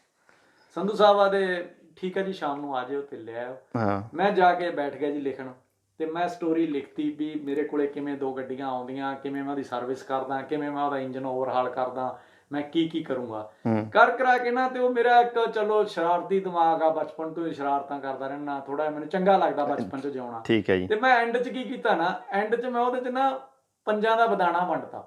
ਅੱਛਾ, ਸਮਝ ਗਏ ਨੀ ਤੁਸੀਂ? ਮੈਂ ਸਮਝ ਗਿਆ। ਹਾਂ, ਮਿਸਤਰੀ ਦੇ ਜਿਹਨਾਂ ਨਾਲ ਵਾਹ ਵਾਸਤਾ ਪਿਆ, ਉਹਨਾਂ ਨੂੰ ਪਤਾ ਵੀ ਜਦੋਂ ਉਹ ਕਿਦੋਂ ਇੰਜਨ ਕਰਾਉਂਦੇ ਹੁੰਦੇ ਸੀ ਨਾ, ਤੇ ਮਿਸਤਰੀ ਇੰਜਨ ਬੰਨਣ ਤੋਂ ਬਾਅਦ 5 ਰੁਪਈਆਂ ਦਾ ਬਦਾਨਾ ਮੰਗਵਾਉਂਦਾ ਹੁੰਦਾ ਸੀ। ਬਿਲਕੁਲ। ਹਾਂ। ਤੇ ਮੈਂ ਉਹਦੇ ਚ ਨਾ ਮੈਂ ਕਹਿ ਕੇ ਮਾਲਕ ਤੋਂ ਬਦਾਨਾ ਲਿਆ ਕੇ ਵੀ ਵੰਡਤਾ ਉਸ ਚ। ਵਾਹ। ਉਹ ਲੇਖ ਮਤਲਬ ਪੂਰਾ ਲੇਖ ਲਿਖਤਾ ਤੁਸੀਂ ਸਿਰਫ ਲਿਖ। ਤੇ ਜਦੋਂ ਮੈਂ ਜਾ ਕੇ ਸ਼ਾਮ ਨੂੰ ਕੈਪਟਨ ਸਾਹਿਬ ਦੇ ਮੂਹਰੇ ਰੱਖਿਆ, ਤੇ ਕੈਪਟਨ ਸਾਹਿਬ ਨਾਲੇ ਤਾਂ ਮੇਰਾ ਲੇਖ ਪੜ੍ਹੀ ਜਾਣ ਤੇ ਨਾਲੇ ਪੜ੍ਹ ਕੇ ਸਿਰ ਜਾ ਹਿਲਾਈ ਜਾਣ। ਤੇ ਮੈਂ ਕਿਹਾ ਕੀ ਗੱਲ ਹੋ ਗਈ? ਕਹਿੰਦੇ ਯਾਰ ਗੱਲ ਇਹ ਆ ਵੀ ਮੈਂ ਤੈਨੂੰ ਕਿਰਾਇਆ ਦੇਵਾਂ। ਕਹਿੰਦੇ ਯਾਰ ਤੂੰ ਬਾਹਰ ਨੂੰ ਛੱਡ ਜਾਣ ਨੂੰ, ਤੂੰ ਰਾਈਟਰ ਬਣ ਜਾ। ਅੱਛਾ। ਕਹਿੰਦੇ ਯਾਰ ਨਜ਼ਾਰਾ ਆ ਗਿਆ ਸਟੋਰੀ ਪੜ੍ਹ ਕੇ, ਇੰਜਨ ਓਵਰਹਾਲ ਨੂੰ ਤਾਂ ਛੱਡੋ, ਪੜ੍ਹ ਕੇ ਨਜ਼ਾਰਾ ਆ ਗਿਆ, ਲੈ ਬੜੀ ਸਟੋਰੀ ਚ। ਕਹਿੰਦੇ ਅੱਛਾ ਜੀ। ਮੈਂ ਕਿਹਾ ਜੀ ਰਾਈਟਰ ਤਾਂ ਐਕਚੁਅਲੀ ਮੈਂ ਪਹਿਲਾਂ ਹੀ ਹੈਗਾ, ਕਿਉਂਕਿ ਉਸ ਤੋਂ ਪਹਿਲਾਂ ਮੈਂ ਬਾਈ ਭੁਪਿੰਦਰ ਪੰਨੀਵਾਲਾ ਨਾਲ ਰਲ ਕੇ ਲਿਖਦਾ ਸੀ, ਬਹੁਤ ਸਾਰੇ ਅਖਬਾਰਾਂ 'ਚ ਮੇਰੀਆਂ ਮਿੰਨੀ ਕਹਾਣੀਆਂ ਛਪ ਚੁੱਕੀਆਂ ਸੀ ਉਸ ਤੋਂ ਪਹਿਲਾਂ। ਠੀਕ ਹੈ ਜੀ। ਵੀ ਐਜ਼ ਏ ਰਾਈਟਰ ਮੇਰੀ ਸੀਗੀ ਥੋੜੀ ਬਹੁਤ, ਜਿੰਨੀ ਮੈਨੂੰ ਚਿਣਕ ਲੱਗ ਚੁੱਕੀ ਸੀ। ਤੇ ਮੈਂ ਕਿਹਾ ਜੀ ਰਾਈਟਰ ਤਾਂ ਮੈਂ ਹੈਗਾ, ਪਰ ਇਹਦੇ ਨਾਲ ਰੋਟੀ ਨਹੀਂ ਮਿਲਦੀ, ਤੇ ਮੈਂ ਚੰਗੇ ਭਵਿੱਖ ਲਈ, ਬੱਚੇ ਦੇ ਚੰਗੇ ਭਵਿੱਖ ਲਈ ਮੈਂ ਚਾਹਣਾ ਵੀ ਇਕੱਲੇ ਬੱਚੇ ਨੂੰ ਭੇਜਣ ਦੀ ਥਾਂ ਤੇ ਛੋਟਾ ਹਜੇ ਜਦੋਂ ਨੂੰ ਅਸੀਂ ਕਿਉਂ ਨਾ ਅਸੀਂ ਆਪ ਟਰਾਈ ਕਰਾਂ। ਹਾਂਜੀ। ਚਲੋ ਜੀ, ਮੈਂ ਘਰੇ ਵੀ ਗੱਲ ਕਰੀ, ਘਰੇ ਪਾਪਾ ਜੀ ਨੇ ਵੀ ਕਿਹਾ ਵੀ ਯਾਰ ਮੈਨੂੰ ਠੀਕ ਤਾਂ ਲੱਗਦਾ ਨਹੀਂ ਵੀ ਇਕੱਲਾ ਹੈਗਾ ਤੂੰ ਜਾਣਾ, ਪਰ ਤੇਰੀ ਇੱਛਾ ਜੇ ਹੁਣ ਤੈਨੂੰ ਰੋਕਦਾ ਤਾਂ ਮੈਂ ਹੈ ਨਹੀਂ। ਠੀਕ ਹੈ ਜੀ। ਸ਼ੁਰੂ ਹੋ ਗਿਆ। ਪਰ ਉਸ ਦੌਰਾਨ ਮੈਨੂੰ ਕੈਪਟਨ ਸੰਧੂ ਕਹਿੰਦੇ ਵੀ ਤੈਨੂੰ ਇੱਕ ਆਈਲੈਟਸ ਕਰਨੀ ਪਊ। ਬਾਈ ਜੀ ਇਹ ਸ਼ਬਦ ਮੈਂ ਪਹਿਲੀ ਵਾਰ ਜ਼ਿੰਦਗੀ 'ਚ ਸੁਣਿਆ 2005 ਦੇ ਵਿੱਚ। ਆਪਾਂ ਸ਼ਬਦ ਵੀ ਨਹੀਂ ਸੁਣਿਆ ਸੀ ਆਈਲੈਟਸ ਬਾਰੇ ਕੋਈ। ਮੈਂ ਕਿਹਾ ਜੀ ਉਹ ਕੀ ਹੁੰਦਾ? ਕਹਿੰਦਾ ਉਹ ਜੀ ਇੱਕ ਅੰਗਰੇਜ਼ੀ ਦਾ ਟੈਸਟ ਆ। ਮੈਂ ਕਿਹਾ ਅੱਛਾ ਅੰਗਰੇਜ਼ੀ ਦਾ ਟੈਸਟ, ਤੇ ਕਿਵੇਂ ਤੂੰ ਪਾਸ ਕਰ ਲਿਆ ਅੰਗਰੇਜ਼ੀ? ਮੈਂ ਕਿਹਾ ਜੀ ਪੜ੍ਹਾਈ ਛੱਡਣ ਤੋਂ ਕਾਫੀ ਚਿਰ ਹੋ ਗਿਆ। ਕਹਿੰਦੇ ਫਿਰ ਕਹਿੰਦੇ 5.5 ਇੰਚ ਹੀ ਚਾਹੀਦੇ ਤੈਨੂੰ। ਅੱਛਾ। ਓਵਰਆਲ 5.5। ਠੀਕ ਹੈ ਜੀ। ਤੇ ਕਹਿੰਦੇ ਬਸ ਇੰਨਾ ਹੀ ਬਹੁਤ ਆ। ਮੈਂ ਆਖਿਆ ਚਲੋ ਮੈਂ ਟਰਾਈ ਕਰ ਲੈਣਾ ਜੀ ਵੀ ਕਿਵੇਂ ਕਿੱਥੇ ਹੋਊ। ਕਹਿੰਦੇ ਤੂੰ ਚੰਡੀਗੜ੍ਹ ਟ੍ਰਿਪ ਕਰ ਲੈ ਇਹਦੀ, ਤੇ ਉਦੋਂ ਬਾਅਦ ਤੈਨੂੰ ਹੋ ਜਾਊਗਾ। ਮੈਂ ਕਿਹਾ ਚਲੋ ਠੀਕ ਹੈ ਜੀ, ਮੈਂ ਕਰਦਾ, ਕੋਈ ਨਹੀਂ, ਜਿਵੇਂ ਵੀ ਹੁੰਦੀ ਹੈ ਗੱਲ। ਤੇ ਉਹ ਦਿਮਾਗ 'ਚ ਆ ਗਈ ਗੱਲ ਆਈਲੈਟਸ। ਤੇ ਜਦੋਂ ਅਸੀਂ ਵਾਪਸ ਚੰਡੀਗੜ੍ਹ ਤੋਂ ਬਠਿੰਡੇ ਆਏ ਨਾ, ਤੇ ਮੈਂ ਕੀ ਦੇਖਦਾ ਵੀ ਗੈਸ ਏਜੰਸੀ ਸਾਡੀ 95 ਨੰਬਰ ਸ਼ੋਰੂਮ 'ਚ ਸੀ, ਤੇ 93 ਨੰਬਰ ਸ਼ੋਰੂਮ ਦੇ ਮੂਹਰੇ ਲਿਖਿਆ ਪਿਆ ਇੱਥੇ ਆਈਲੈਟਸ ਕਰਾਈ ਜਾਂਦੀ ਹੈ। ਅੱਛਾ। ਮੈਂ ਆਖਿਆ ਯਾਰ ਮੈਂ ਤਾਂ ਇੱਥੇ ਇੰਨੇ ਚਿਰ ਦਾ ਰਹਿਣਾ, ਤੇ ਮੈਂ ਕਿਉਂ ਨਹੀਂ ਪੜ੍ਹਿਆ? ਅੱਜ ਤਾਈਂ ਮੈਨੂੰ ਪਤਾ ਹੀ ਨਹੀਂ ਵੀ ਮੇਰੇ ਗਵਾਂਢ 'ਚ ਕਰਾਈ ਜਾਂਦੀ ਹੈ, ਕਿਉਂਕਿ ਲੋੜ ਹੀ ਨਹੀਂ ਸੀ ਪਈ। ਲੋੜ ਨਹੀਂ ਪਈ ਸੀ ਨਾ, ਉਹ ਸ਼ਬਦ ਸਾਨੂੰ ਐ ਸੀ ਕੋਈ ਅਕੈਡਮਿਕ ਸ਼ਬਦ ਆ, ਕੋਈ ਪੜ੍ਹਾਈ ਲਿਖਾਈ ਦਾ ਹੋਣਾ, ਆਪਾਂ ਕਦੇ ਧਿਆਨ ਨਹੀਂ ਮਾਰਿਆ ਸੀ। ਜਾਂ ਰਾਹ ਪਿਆ ਜਾਣੀ ਜਾਂ ਵਾਹ ਪਿਆ ਜਾਣੀ, ਉਹ ਗੱਲ ਹੋਈ ਨਾ ਤੁਹਾਡੇ ਨਾਲ ਫਿਰ। ਚਲੋ ਮੈਂ ਕਿਸੇ ਉਮੀ ਆਈਲੈਟਸ ਸੈਂਟਰ ਨੂੰ ਪੁੱਛਿਆ ਤੇ ਵੀ ਇਦਾਂ ਕਰਕੇ ਮੈਂ ਪੜ੍ਹਨਾ, ਤੇ ਉਹ ਆਦੇ ਠੀਕ ਹੈ ਜੀ ਆਓ ਤੇ ਤਿਆਰੀ ਕਰੋ। ਚਲੋ ਤਿਆਰੀ ਚੱਲ ਪਈ ਥੋੜੀ ਬਹੁਤ ਜੀ। ਮੈਨੂੰ ਇੰਨਾ ਟਾਈਮ ਨਾ ਮਿਲਿਆ ਕਰੇ, ਬਹੁਤ ਜ਼ਿਆਦਾ ਬਿਜੀ ਸੀ। ਜਿੰਨਾ ਕੁ ਟਾਈਮ ਮਿਲੇ ਉਸੇ ਦੌਰਾਨ ਹੀ ਮੇਰੇ ਇੱਕ ਅੱਖ ਦੇ ਵਿੱਚ ਪਹਿਲਾਂ ਦੀ ਸੱਟ ਵੱਜੀ ਸੀ, ਉਹ ਖਰਾਬ ਹੋ ਗਈ ਬਹੁਤ ਜ਼ਿਆਦਾ, ਤੇ ਡਾਕਟਰ ਨੇ ਉਹ ਬੰਦ ਕਰਤੀ ਪਰਮਾਨੈਂਟ। ਕਹਿੰਦਾ ਇਹਨੂੰ 3 ਮਹੀਨੇ 2 ਮਹੀਨੇ ਖੋਲਣੀ ਨਹੀਂ। ਤੇ ਮਾਹੌਲ ਸਖਤ ਜਿਹਾ ਹੋ ਗਿਆ ਮੇਰੇ ਲਈ। ਪਰ ਇੱਕ ਜਨੂਨ, ਸ਼ੁਰੂ ਤੋਂ ਜਨੂਨੀ ਸੀ, ਜਨੂਨ ਬਣਿਆ ਹੋਇਆ ਸੀ ਵੀ ਨਹੀਂ ਏਦਾਂ ਨਹੀਂ ਟਿਕਣਾ, ਕਰਨਾ ਤਾਂ ਹੈਗਾ ਹੀ ਆ ਕੁਛ। ਮੈਂ ਅੱਖ ਤੇ ਪੱਟੀ ਬੰਨ੍ਹ ਕੇ ਉਵੇਂ ਹੀ ਤੁਰਿਆ ਫਿਰਿਆ ਕਰਾਂ। ਅਖੀਰ ਕੀ ਹੋਇਆ, ਇੱਕ ਦਿਨ ਨਾ ਮੈਂ ਜੋਬ ਸੈਂਟਰ 'ਚ ਗਿਆ ਤੇ ਉੱਥੇ ਇੱਕ ਕੁੜੀ ਪੇਪਰ ਜੇ ਫਿਲ ਕਰੀ ਜਾਵੇ। ਮੈਂ ਕਿਹਾ ਕੀ ਕਰਦੇ ਆ ਭਾਈ? ਕਹਿੰਦੀ ਮੈਂ ਪੇਪਰ ਅਪਲਾਈ ਕਰਦੀ ਆ ਵੀ ਮੈਂ ਪੇਪਰ ਦੇਣਾ ਆਪਦਾ ਹਾਂਜੀ ਆਈਲਟਸ ਦਾ। ਮੈਂ ਕਿਹਾ ਕੀ ਹਿਸਾਬ ਕਿਤਾਬ ਹੁੰਦਾ? ਮੈਨੂੰ ਅਜੇ ਥੋੜਾ ਚਿਰ ਹੀ ਹੋਇਆ ਸੀ। ਕਹਿੰਦੇ 6500 ਰੁਪਇਆ ਫੀਸ ਆ ਤੇ ਫਿਰ ਉਹ ਤੁਸੀਂ ਇਦਾਂ 13 ਦਿਨਾਂ ਬਾਅਦ ਰਿਜ਼ਲਟ ਆਉਂਦਾ। ਉਹਨੇ ਮੈਨੂੰ ਸਾਰਾ ਦੱਸਤਾ। ਮੈਂ ਕਿਹਾ ਇੱਕ ਮੇਰਾ ਵੀ ਫਾਰਮ ਭਰ ਦੇ। ਹਾਂਜੀ ਤੇ ਇੰਨੇ ਟੀਚਰ ਆ ਗਈ ਮੇਰੀ, ਉਹ ਮੈਨੂੰ ਆਦੀ ਕਹਿੰਦੀ ਵੀ ਤੂੰ ਤਿਆਰੀ ਤਾਂ ਕੋਈ ਹੈ ਨਹੀਂ ਤੇਰੀ ਹਾਂਜੀ ਤੇ ਵੀ ਤੂੰ ਫਾਰਮ। ਮੈਂ ਕਿਹਾ ਜੀ ਅਸਲ 'ਚ ਕਹਾਣੀ ਇਹ ਹੈ ਮੇਰੇ ਕੋਲ ਹੈ ਨਹੀਂ ਸਮਾਂ, ਮੈਂ ਟਰਾਈ ਕਰਕੇ ਦੇਣਾ ਵੀ ਅੰਦਰ ਕੀ ਹੈ ਆਈਲਟਸ 'ਚ, ਠੀਕ ਹੈ ਤੇ ਜੇ ਜਾਂ ਪੇਪਰ ਹੋਇਆ ਅਗਲਾ ਮੈਂ ਤਿਆਰੀ ਕਰਕੇ ਦੇ ਦੂੰਗਾ, ਉਹੀ ਜੀ ਤਿਆਰੀ ਕਰ ਲੂੰ, ਫਾਲਤੂ ਦਾ ਨਾ ਕਰੂੰਗਾ। ਠੀਕ ਹੈ ਅਜੀਬ ਬੰਦਾ ਵੀ ਪੈਸੇ ਐਵੇਂ ਲਟਾਈ ਜਾਂਦਾ। ਮੈਂ ਕਿਹਾ ਨਹੀਂ ਮੈਨੂੰ ਟਰਾਈ ਕਰਨ ਦਿਓ। ਮੈਨੂੰ ਉਧਰੋਂ ਸੰਧੂ ਸਾਹਿਬ ਨੇ ਕਿਹਾ ਸੀ ਵੀ ਤੁਹਾਨੂੰ 3-4 ਮਹੀਨਿਆਂ ਦੇ ਵਿੱਚ ਆਈਲਟਸ ਸਾਨੂੰ ਦੇਣਾ ਪੈਣਾ। ਮੈਂ ਕਿਹਾ ਚਲੋ ਠੀਕ ਹੈ ਜੀ। ਮੈਂ ਤਿਆਰੀ ਕਿਹੜੀ, ਮੈਂ ਪੇਪਰ ਦਿੱਤਾ ਜੀ। ਜਦੋਂ ਮੈਂ ਪੇਪਰ ਦਿੱਤਾ ਤਾਂ ਉਸ ਪੇਪਰ, ਹਾਲਾਂਕਿ ਉਹ ਹਜੇ ਮੈਡਮ ਰਾਜੀ ਨਹੀਂ ਸੀ ਵੀ ਤੂੰ ਤਿਆਰ ਨਹੀਂ ਹੈ, ਤੇ ਮੈਂ ਪੇਪਰ ਜੋ ਦਿੱਤਾ ਤੇ ਪੇਪਰ ਦੇ ਵਿੱਚੋਂ ਮੇਰੇ ਵਧੀਆ 6 ਬੈਂਡ ਆ ਗਏ। ਠੀਕ ਹੈ ਜੀ ਤੇ ਜੋ 6 ਬੈਂਡ ਆਏ ਉਦੋਂ ਵੀ ਬੜੀ ਇੱਕ ਇੰਟਰਸਟਿੰਗ ਗੱਲ ਇਹ ਹੋਈ ਬੈਂਡ ਦੇ ਦੌਰਾਨ। ਮੈਨੂੰ ਪਤਾ ਸੀ ਮੈਂ ਲਿਸਨਿੰਗ 'ਚ ਨਹੀਂ ਮਾਰ ਖਾਂਦਾ, ਮੈਨੂੰ ਪਤਾ ਸੀ ਮੈਂ ਰੀਡਿੰਗ 'ਚ ਨਹੀਂ ਮਾਰ ਖਾਂਦਾ, ਮੈਨੂੰ ਪਤਾ ਸੀ ਮੈਂ ਰਾਈਟਿੰਗ 'ਚ ਨਹੀਂ ਮਾਰ ਖਾਂਦਾ। ਮੈਂ ਕਿਹਾ ਤਿੰਨਾਂ 'ਚ ਮੈਂ ਲੈ ਜਾਊਂਗਾ ਨੰਬਰ। ਮੈਨੂੰ ਜਿਹੜਾ ਪੰਗਾ ਸੀ ਸਪੀਕਿੰਗ ਦਾ, ਬੋਲਣ ਤੇ ਮਾਰ ਪੈਂਦੀ ਬੋਲਣ ਹੈ। ਦਾ, ਮੈਨੂੰ ਪਤਾ ਸੀ ਮੈਂ ਕਿਹਾ ਵੀ ਅੰਗਰੇਜ਼ੀ ਆਪਾਂ ਨੂੰ ਕਿੱਥੇ ਆਉਂਦੀ ਆ, ਹਾਂ। ਆਪਾਂ ਤੋਂ ਕਿੱਥੇ ਬੋਲੀ ਜਾਣੀ ਆ। ਪਰ ਸੰਜੋਗ ਦੇਖੋ ਕੀ ਭਿੜਿਆ, ਜਦੋਂ ਇੱਥੇ ਆ ਕੇ ਸਰਦਾਰੀ ਛਡਾ ਕੇ ਦਿਹਾੜੀ ਕਰਾਉਣੀ ਸੀ ਆਪਣੀ, ਤਾਂ ਸੰਜੋਗ ਬਣਾਤੇ ਉਹਨੇ। ਇਹ ਨਿਕਲਦੀਆਂ ਆਪੇ ਅੰਗਰੇਜ਼ੀ। ਉਹ ਸੰਜੋਗ ਕੀ ਭਿੜਿਆ ਵੀ ਜਦੋਂ ਮੇਰੀ ਸਪੀਕਿੰਗ ਦਾ ਜਿੱਦਣ ਮੈਂ ਪੇਪਰ ਦੇਣ ਗਿਆ ਨਾ, ਤੇ ਉੱਥੇ ਇੱਕ ਸਾਊਥ ਇੰਡੀਅਨ ਲੇਡੀ ਹੁੰਦੀ ਆ ਜਿਹੜੇ ਮੇਰਾ ਪੇਪਰ ਲੈ ਰਹੇ ਸੀ। ਉਹਨਾਂ ਨੇ ਮੈਨੂੰ ਪੁੱਛਿਆ ਵੀ ਤੁਹਾਡੇ ਮੈਂ ਰਿਕਾਰਡਿੰਗ ਕਰ ਸਕਦੀ ਹਾਂ ਉਹਦੇ ਤੇ ਵਾਕਮੈਨ 'ਚ ਅਸੀਂ ਛੋਟਾ ਜਿਹਾ। ਹਾਂਜੀ ਮੈਂ ਕਿਹਾ ਹਾਂਜੀ ਕਰ ਲਓ। ਉਹਨੇ ਮੈਨੂੰ ਸਵਾਲ ਜਿਹਾ ਕਰਿਆ ਤੇ ਇਸੇ ਦੌਰਾਨ ਨਾ ਜਿਹੜੀ ਰੀਲ ਨਹੀਂ ਫਸਦੀ ਹੁੰਦੀ ਕੁਝ ਜੀ ਕਰਕੇ, ਹਾਂਜੀ ਉਹਦੀ ਰੀਲ ਫਸ ਗਈ ਉਹਦੇ 'ਚ। ਠੀਕ ਹੈ ਜੋ ਰੀਲ ਫਸ ਗਈ ਉਹ 1 ਮਿੰਟ ਰੁਕੋ, ਉਹਨੇ ਟਕਰਾਈਆਂ ਮਾਰਨ ਲੱਗੀ ਤੋਂ ਕੱਢੇ ਜੇ। ਮੈਂ ਉਹਨੂੰ ਕਿਹਾ ਵੀ ਮੈਂ ਤੇਰੀ ਹੈਲਪ ਕਰ ਸਕਦਾ 1 ਮਿੰਟ ਲਈ? ਕਹਿੰਦੀ ਕਿਉਂ? ਮੈਂ ਕਿਹਾ ਮੈਂ ਮਕੈਨਿਕ ਬੰਦਾ ਵੀ ਮੈਂ ਕੱਢ ਕੇ ਦੇ ਦੇਣਾ। ਹੁਣ ਚਲੋ ਆਪਾਂ ਪਿੰਡ ਵਾਲਿਆਂ ਨੂੰ ਨਾਰਮਲੀ ਪੈਨਸਲ ਤੇ ਮੇਰੀਆਂ ਰੀਲਾਂ ਇਕੱਠੀਆਂ ਕਰੀਆਂ ਹੁੰਦੀਆਂ ਹਰੇਕ ਨੇ। ਠੀਕ ਹੈ ਜੀ ਮੈਂ ਜੀ ਉਹਨੂੰ ਵਿੱਚੋਂ ਕੱਢ ਕੇ ਇਕੱਠੀ ਕਰਕੇ ਰੱਟ ਕਰਕੇ ਫੇਰ ਪਾ ਕੇ ਮੈਂ ਕਿਹਾ ਹੁਣ ਸ਼ੁਰੂ ਕਰੋ। ਉਹ ਮੈਨੂੰ ਆਦੀ ਕਹਿੰਦੀ ਵੀ ਤੈਨੂੰ ਕੀ ਮਕਸਦ ਲਈ ਜਾ ਰਿਹਾ, ਕੀ ਕਰ ਰਿਹਾ? ਮੈਂ ਕਿਹਾ ਵੀ ਮੈਂ ਤਾਂ ਐਂ ਕਰਕੇ BPR ਰਿਪਲਾਈ ਕੀਤੀ ਇਦਾਂ ਕਰਕੇ, ਤੇ ਉਹਦੇ ਲਈ ਮੈਨੂੰ ਕਹਿੰਦੀ ਕਿੰਨੇ ਬੈਂਡ ਚਾਹੀਦੇ? ਮੈਂ ਕਿਹਾ 5.5। ਮੈਨੂੰ ਉਹਦੀ ਚੱਲ ਠੀਕ ਆ ਓਕੇ। ਉਹਨੇ ਮੇਰੇ ਕੁਝ ਪੁੱਛਿਆ ਹੀ ਨਾ, ਇੰਨਾ ਪੁੱਛ ਕੇ ਤੇ ਮੈਨੂੰ ਉਹਦੀ ਚੱਲ ਠੀਕ ਆ ਓਕੇ। ਕਮਾਲ ਹੋ ਗਈ। ਮੈਂ ਬਾਹਰ ਆ ਗਿਆ, ਉਹਦੇ ਮਿੱਤਰਾਂ ਨੂੰ ਕਹਿਤਾ, ਮੈਂ ਕਿਹਾ ਯਾਰ ਵੀ ਉਹਦਾ ਨਾ ਉਹਨਾਂ ਦੀ ਮੈਂ ਰੀਲ ਠੀਕ ਕਰਤੀ ਤੇ ਉਹਨਾਂ ਨੇ ਮੈਨੂੰ 5.5 ਬੈਂਡ ਦੇ ਦਿੱਤੇ ਤੇ ਇਹ ਵੀ ਕੰਮ ਹੋ ਗਿਆ ਲੱਗਦਾ। ਬੱਲੇ। ਉਹ ਮੈਨੂੰ ਆਦੇ ਐਂ ਕਿਵੇਂ ਦੇਤੇ? ਥੋੜਾ ਤਾਂ 13 ਦਿਨਾਂ ਬਾਅਦ ਪਤਾ ਲੱਗੂਗਾ, ਤੈਨੂੰ ਕਿਵੇਂ ਕਹਿ ਦੱਸ ਸਕਦੀ ਹੈ, ਕਹਿ ਸਕਦੀ ਹੈ। ਮੈਂ ਕਿਹਾ ਦੱਸਿਆ ਨਹੀਂ, ਪਰ ਉਹਦੀ ਮੈਂ ਲੈਂਗੁਏਜ ਸਮਝ ਗਿਆ। ਹਾਂਜੀ ਪਰ ਉਹੀ ਗੱਲ ਜਦੋਂ ਰਿਜ਼ਲਟ ਆਇਆ ਜਦੋਂ ਉਹਨੇ ਤਾਂ ਮੈਨੂੰ 6 ਦੇਤੇ। ਅੱਛਾ ਜੀ ਬੱਲੇ। ਬਿਨਾਂ ਬੋਲੇ 6 ਆ ਗਏ ਮੈਨੂੰ। ਅੱਛਾ ਸੋ ਸੰਜੋਗ ਆ ਜੀ ਇਹ। ਕਮਾਲ ਦੀ ਗੱਲ। ਉਦੋਂ ਬਾਅਦ ਕੀ ਹੋਇਆ ਜੀ, ਮੈਂ ਆਪਦਾ ਰਿਜ਼ਲਟ ਆਇਆ, ਮੈਂ ਸੰਧੂ ਸਾਹਿਬ ਨੂੰ ਫੋਨ ਕੀਤਾ। ਮੈਂ ਕਿਹਾ ਸੰਧੂ ਸਾਹਿਬ ਉਹ ਆਈਲਟਸ ਦਾ ਕਿਵੇਂ ਕਰਨਾ? ਕਹਿੰਦੇ ਕਰੋ ਜੀ ਤਿਆਰੀ। ਤੇ ਮੈਂ ਕਿਹਾ ਜੀ ਉਹ ਤਾਂ ਮੈਂ ਪੇਪਰ ਦੇਤਾ ਜੀ। ਕਹਿੰਦੇ ਪੇਪਰ ਦੇਤਾ? ਕਹਿੰਦੇ ਉਹ ਤਾਂ ਤੈਨੂੰ ਘੱਟੋ ਘੱਟ 5.5 ਇੰਚ ਚਾਹੀਦੇ ਆ। ਮੈਂ ਕਿਹਾ ਜੀ ਉਹ ਤਾਂ 6 ਆ ਗਏ ਜੀ। ਅੱਛਾ ਬੱਲੇ। ਉਹਦਾ ਕਮਾਲ ਆ ਯਾਰ, ਇਹ ਕਿਵੇਂ ਆ ਗਏ? ਮੈਂ ਕਿਹਾ ਪਤਾ ਨਹੀਂ ਆਊਗੇ ਜੀ। ਤੇ ਤੁਸੀਂ ਹੁਣ ਆਪਦਾ ਪੇਪਰ, ਮੈਂ ਇਹ ਤੇ ਗੱਲ ਉਹੀ ਹੋਏ ਲੱਲੂ ਕਰੇ ਇੱਕ ਬੱਲੀਆਂ ਰੱਬ ਸਿੱਧੀਆਂ ਪਾਉਂਦਾ। ਸਿੱਧੀਆਂ ਪਾ ਗਿਆ, ਸਿੱਧੀਆਂ ਪਾ ਗਿਆ ਚਾਹੇ ਪੁੱਠੀਆਂ ਲਾ ਲਓ। ਉੱਥੇ ਸਰਦਾਰੀ ਸੀ ਤੇ ਗਾਂ ਦਿਹਾੜੀ ਉਡੀਕੀ ਜਾਂਦੀ ਕਿ ਐ ਲਾ ਲਓ ਚਾਹੇ। ਤੇ ਉਹ ਚਲੋ ਜੀ ਉਹ ਹੋਣ ਤੋਂ ਬਾਅਦ ਮੈਂ ਚੱਲ ਪਿਆ, ਪੇਪਰ ਵਰਕ ਸ਼ੁਰੂ ਹੋ ਗਿਆ ਮੇਰਾ। ਤੇ ਪੇਪਰ ਵਰਕ ਸ਼ੁਰੂ ਹੋਣ ਤੋਂ ਬਾਅਦ ਸੰਧੂ ਸਾਹਿਬ ਨਾਲ ਸਾਡੀ ਦੋਸਤੀ ਹੋ ਗਈ, ਆਉਣਾ ਜਾਣਾ ਹੋ ਗਿਆ ਵਧੀਆ। ਪਰ ਅਸੀਂ ਕੋਈ ਵੀਜ਼ੇ ਵਾਲੇ ਪਾਸੇ ਜ਼ਿਆਦਾ ਸੀਰੀਅਸ ਜੇ ਨਹੀਂ ਹੋਏ। ਠੀਕ ਹੈ ਜੀ। ਉਹਨੂੰ ਛੱਡ ਭੁੱਲ ਗਏ। ਇਹ 2005 ਦਾ ਛੱਡਿਆ, 6 ਦਾ ਅਪਲਾਈ ਕੀਤਾ ਤੇ ਉਸ ਤੋਂ ਬਾਅਦ ਕੋਈ ਮੈਂ ਨਾ ਕਿਤੇ ਗੱਲ ਕੀਤੀ ਸੀ, ਇੰਨੇ ਕੁ ਰੁੱਝ ਗਏ ਆਪਸ ਵਿੱਚ ਵੀ ਆ ਜਾਊਗਾ ਜਦੋਂ ਆਉਣਾ। ਉਹ ਕੀ ਹੋਇਆ ਵੀ ਮੈਨੂੰ ਇੱਕ ਦਿਨ ਵਿਸਾਖੀ ਵਾਲੇ ਦਿਨ, ਮੈਂ ਅਜੇ ਵੀ ਯਾਦ ਆ, ਮੈਂ ਬੈਂਕ ਦੇ ਵਿੱਚ ਡਰਾਫਟ ਦੀ ਰਿੰਗ ਆਈ। ਮੈਂ ਕਿਹਾ ਅੱਜ ਖਾਸੇ ਦਿਨਾਂ ਬਾਅਦ ਰਿੰਗ। ਮੈਂ ਹਾਂਜੀ ਸਤਿ ਸ਼੍ਰੀ ਅਕਾਲ ਸੰਧੂ ਸਾਹਿਬ। ਕਹਿੰਦੇ ਵਧਾਈਆਂ ਜੀ। ਮੈਂ ਕਾਹਦੀਆਂ ਜੀ? ਕਹਿੰਦੇ ਵਿਸਾਖੀ ਦੀਆਂ। ਮੈਂ ਕਿਹਾ ਤੁਹਾਨੂੰ ਵੀ ਲੱਖ ਲੱਖ ਵਧਾਈਆਂ। ਹਾਂਜੀ ਮੈਂ ਵੀ ਮੂਹਰੋਂ ਕਹਿਤਾ। ਕਹਿੰਦੇ ਇੱਕ ਹੋਰ ਵਧਾਈਆਂ ਦੇ ਦਿਆਂ। ਮੈਂ ਕਿਹਾ ਕੀ? ਕਹਿੰਦੇ ਵੀਜ਼ੇ ਦੀਆਂ ਵੀ ਦੇ ਦਿੰਦੇ ਵਧਾਈਆਂ। ਮੈਂ ਕਿਹਾ ਦੇ ਦਿਓ ਜੀ। ਕਹਿੰਦੇ ਉਹ ਵੀ ਲੱਗ ਗਿਆ ਜੀ, PR ਲੱਗ ਗਈ ਤੁਹਾਡੀ 3 ਜਣਿਆਂ ਦੀ ਫੈਮਿਲੀ ਦੀ। ਅੱਛਾ। ਮੈਂ ਕਿਹਾ ਅੱਛਾ ਜੀ। ਤੇ ਪਰ ਕਹਿੰਦੇ ਯਾਰ ਇੱਕ ਪੰਗਾ।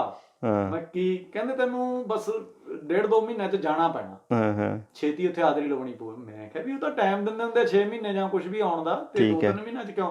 ਕਹਿੰਦੇ ਐਕਚੁਅਲੀ ਯਾਰ ਤੇਰਾ ਵੀਜ਼ਾ ਆਏ ਨੂੰ ਬਹੁਤ ਚਿਰ ਹੋ ਗਏ ਸੀ। ਵੀਜ਼ਾ ਆਇਆ ਤਾਂ ਕਹਿੰਦਾ ਬਹੁਤ ਚਿਰਾਂ ਦਾ ਆਇਆ, ਪਰ ਕਹਿੰਦੇ ਮੈਂ ਆਖਿਆ ਕਿਤੇ ਸ਼ੁਭ ਜਿਹੇ ਦਿਨ ਦੱਸਾਂਗੇ, ਚੰਗੇ ਜਿਹੇ ਦਿਨ। ਅੱਜ ਕਹਿੰਦੇ ਤਿੱਥ ਤਿਉਹਾਰ ਦਾ ਦਿਨ ਸੀ, ਮੈਂ ਤੈਨੂੰ ਅੱਜ ਦੱਸਤਾ। ਯਾਨੀ ਕਿ ਮੇਰਾ ਇੱਥੇ ਕਹਿਣ ਦਾ ਭਾਵ ਆ ਵੀ ਉਹੋ ਜਿਹਾ ਮੈਂ ਅਪਲਾਈ ਕਰਨ ਵਾਲਾ ਸੀ, ਉਹੋ ਜਿਹੇ ਮੇਰੇ ਸੰਧੂ ਸਾਹਿਬ ਸੀ ਜਿਹੜੇ ਉਹਨਾਂ ਨੂੰ ਵੀ ਪਤਾ ਸੀ ਵੀ ਇਹਨੂੰ ਕੋਈ ਲੋੜ ਲੂੜ ਦਾ ਹੈ ਨਹੀਂ, ਵੀ ਜੇ ਜਦੋਂ ਹੋਇਆ ਦੱਸ ਦਿਆਂਗੇ। ਸੋ ਇਸ ਢੰਗ ਨਾਲ ਜਿਹੜਾ ਮੇਰਾ ਉੱਥੋਂ ਸਬੱਬ ਬਣਿਆ। ਠੀਕ ਹੈ ਜੀ। ਮੇਰਾ PR ਲੱਗ ਗਈ ਤੇ PR ਤੋਂ ਬਾਅਦ ਫਿਰ ਮੈਂ ਅਪ੍ਰੈਲ ਦੇ ਵਿੱਚ ਲੱਗੀ ਤੇ ਮਈ ਦੇ ਵਿੱਚ ਮੈਂ ਤਿਆਰੀ ਖਿੱਚੀ ਤੇ 5, 6, 7 ਯਾਦਗਾਰ ਡੇਟ ਬਣੀ। ਠੀਕ ਹੈ ਜੀ। 5 ਤਰੀਕ ਸੀ, 6ਵਾਂ ਮਹੀਨਾ ਸੀ ਤੇ 7ਵਾਂ ਸਾਲ ਸੀ ਤੇ ਉਸ ਦਿਨ ਮੈਂ ਆਸਟ੍ਰੇਲੀਆ ਆ ਗਿਆ ਸੀ। ਪਰ ਇਸ ਦੌਰਾਨ ਦੇ ਹੋਰ ਵੀ ਬਹੁਤ ਆ, ਨਾਲ ਨਾਲ ਆਪਾਂ ਠੀਕ ਹੈ ਜੀ। ਲਓ ਜੀ, ਹੁਣ ਤੱਕ ਤਾਂ ਆਪਾਂ ਨੇ ਮਤਲਬ ਇਹੀ ਦੇਖਿਆ ਕਿ ਵੀ ਮਿੰਟੂ ਬਰਾੜ ਨੇ ਕਿਵੇਂ ਪੰਜਾਬ ਤੋਂ ਉਪਰਾਲੇ ਕਰਕੇ ਮਤਲਬ ਇੱਥੇ ਉਹਨਾਂ ਦੇ ਵੱਲੋਂ ਤਾਂ ਹਾਲੇ ਵੀ ਇਹ ਕਿ ਵੀ ਅਸੀਂ ਚੜ੍ਹਾਈ ਤੋਂ ਪਾਸੇ ਨਹੀਂ ਉਤਰਾਈ ਪਾਸੇ ਆਏ ਹਾਂ, ਸਰਦਾਰੀ ਛੱਡ ਕੇ ਲੇਬਰ ਵਾਲੀ ਸਾਈਡ ਆਏ ਹਾਂ।